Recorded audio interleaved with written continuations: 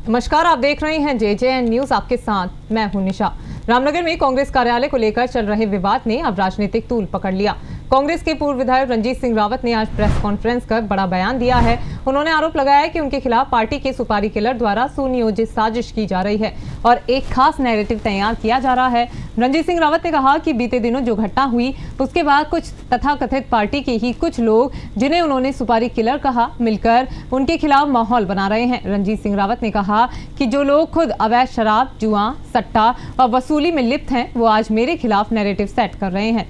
रामनगर के लोगों को समझना होगा कि पीपी गैंग और मिंटू चौधरी जैसे गैंग के जननायक लोग कौन हैं और वो कैसे शहर का माहौल बिगाड़ रहे हैं।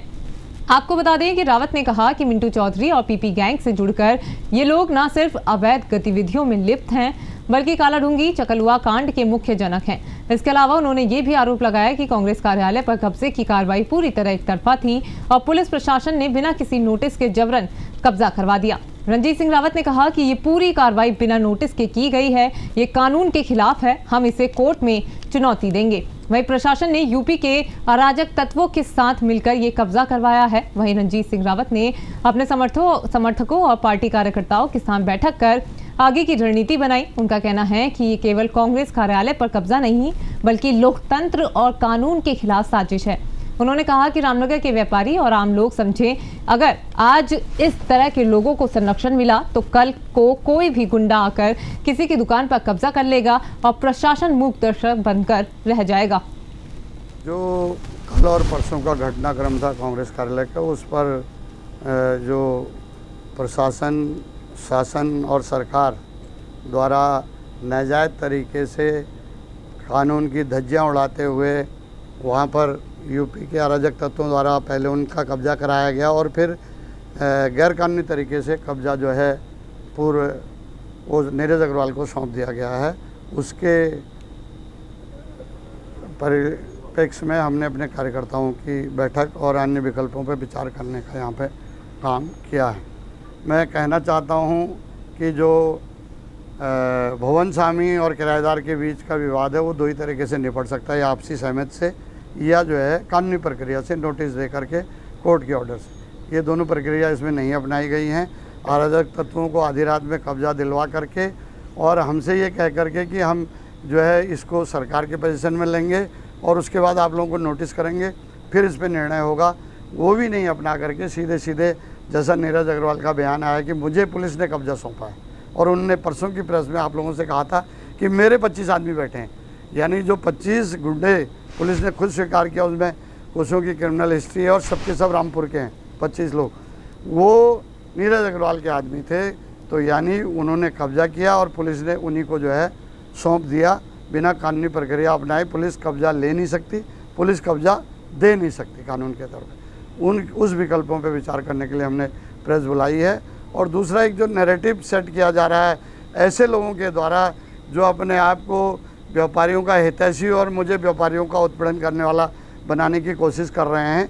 मैं कहना चाहता हूं, रामनगर के लोग जानते हैं कि जो व्यक्ति यहां पर व्यापारियों का उत्पीड़न मिंटू चौधरी और प्रकाश वो पीपी गैंग के लिए करता रहा, शहर में ड्रग्स का वो क्या कहते हैं उसको, सट्टे का और शराब का व्यापार कराते रहा, चकलुआ जैसे रामनगर जो टंकी कांड है जैसे और कालाढूंगी जैसे कांडों का जनक रहा और रामनगर के कई घरों के चिराग अब तक बुझा चुका है।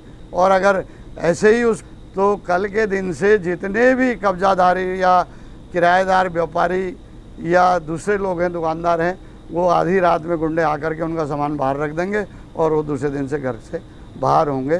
तो ऐसे लोगों से रामनगर को सावधान रहने की ज़रूरत है। आपको बता दें कि रामनगर में कांग्रेस कार्यालय को कब्जे को लेकर 2 दिन हुए विवाद के बाद बुधवार को कांग्रेस के पूर्व विधायक रणजीत सिंह रावत ने उम्मेदपुर में अपने आवास पर विधायक और कार्यकर्ताओं की बैठक लेते हुए कार्यकर्ताओं का जो इस आंदोलन में समर्थन किया गया, सहयोग किया गया, उसके लिए आभार जताया। तो वहीं उन्होंने प्रेस कॉन्फ्रेंस करते हुए कहा कि जिस प्रकार पूरा घटनाक्रम रहा, उन्होंने कहा है कि एक प्रक्रिया के तहत अगर मकान खाली कराने की कोई कार्रवाई की जाती है तो उसमें मकान मालिक और किराएदार की जो है आपसी सहमति होती है या फिर न्यायपालिका के तहत नोटिस के तहत खाली कराया जाता है। लेकिन उन्होंने बताया कि रामनगर में प्रशासन द्वारा व्यापारी के साथ मिलकर अवैध रूप से सारे नियमों कानूनों को की धज्जियां उड़ाकर ये कब्जा अवैध रूप से कराया गया। तो वही उन्होंने कहा कि सोशल मीडिया पर लगातार लोग जो आज व्यापारियों के हित की बात कर रहे हैं वो पहले अपने गिरबान में झांक के देखें। उन्होंने कहा आज जो व्यापारी के समर्थन में आकर सोशल मीडिया पर उन पर आरोप लगाकर एक गलत नेगेटिव तैयार कर रहे हैं कि व्यापारी का उत्पीड़न उनके द्वारा किया गया है। उन्होंने कहा कि हमेशा उन्होंने व्यापारी को सहयोग किया और पीपी गैंग के साथ मिलकर यहाँ के व्यापारियों से वसूली की गई है। कई घरों का चिराग बुझाया गया। उन्होंने कहा कि रामनगर में टंकी कांड और काला ढूंगी का चकलुआ कांड के जननायक आज उन पर आरोप लगा रहे हैं। उन्होंने कहा कि जो भी घटनाक्रम हुआ उसको लेकर वो न्याय की शरण लेंगे और न्यायपालिका में जाएंगे। साथ ही उन्होंने यह भी कहा है कि जो पुलिसकर्मियों द्वारा पुलिस के अधिकारियों द्वारा जो कार्रवाई की गई है उसको लेकर भी उन्होंने कहा कानून सबके लिए बराबर है। उन्होंने कहा ऐसे अधिकारियों को दंडित कराने के लिए भी न्यायपालिका की शरण ली जाएगी। रामनगर से राजीव अग्रवाल के साथ कैमरामैन बंटे अरोड़ा, जय जय।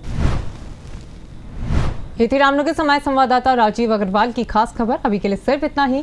बाकी की तमाम खबरों के लिए आप बने रहिए JJN न्यूज़ के साथ। नमस्कार।